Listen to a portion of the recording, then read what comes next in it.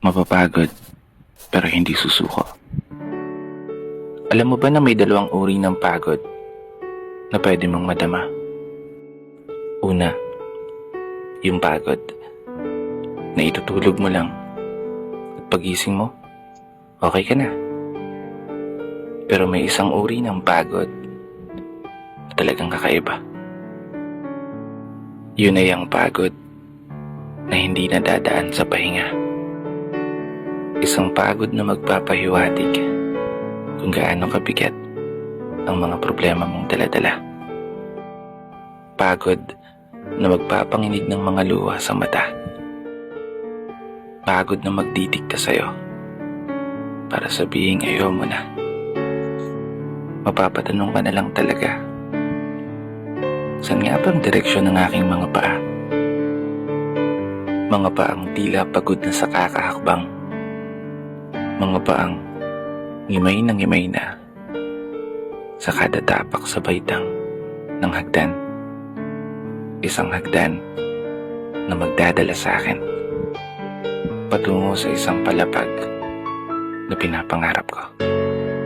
Mapapagod pero hindi susuko. Magpapahinga pero hindi hihinto. Para sa pamilya at para sa pangarap, palaging pipiliin na magpatuloy. Kasi alam mo, kung ang pagod ay kapalit ng magandang kinabukasan, wala kang dahilan para sukuan ng pagod.